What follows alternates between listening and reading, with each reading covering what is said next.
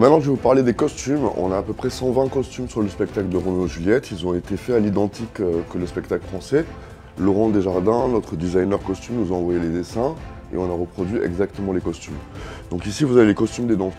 Donc ici je vous amène voir les costumes de Juliette. Juliette a 4 costumes en tout.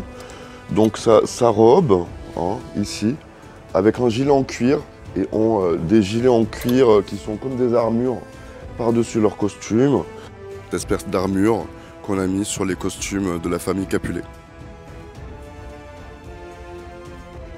Donc ici on a les costumes de Roméo. Donc Roméo a 3 costumes en tout. Donc un manteau long, hein, comme on a vu tout à l'heure. Donc comme vous pouvez voir, les cols sur les chemises de Roméo et les manteaux sont travaillés un peu de façon différente.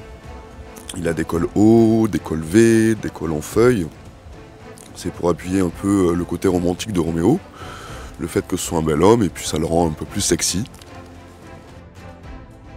Ici vous avez le costume de Mercutio, donc qui est violet. Et pourquoi violet en fait? Parce que c'est le fils du prince.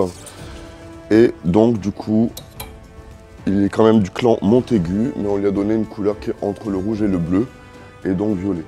Donc concernant le costume de Mercutio et puis surtout son personnage, Mercutio c'est le plus excentrique de tous. Donc voilà, c'est un personnage qui est libre dans sa vie, libre dans sa tête, qui ne fait pas de choix, même au niveau de sa sexualité. On peut entrevoir dans certaines œuvres de Shakespeare voilà, ce petit flou autour de lui.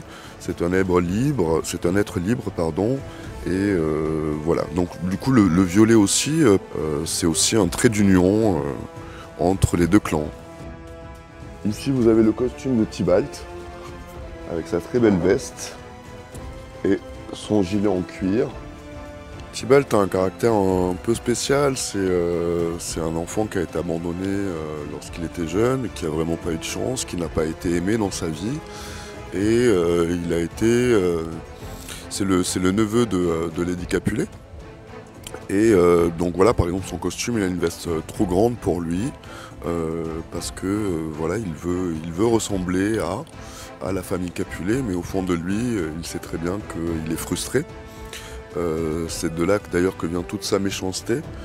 La haine a toujours été son moteur de vie. C'est pas quelqu'un de spécialement méchant, mais c'est quelqu'un que la vie a rendu méchant. Et du coup, il est plutôt méchant en réaction. Et voilà.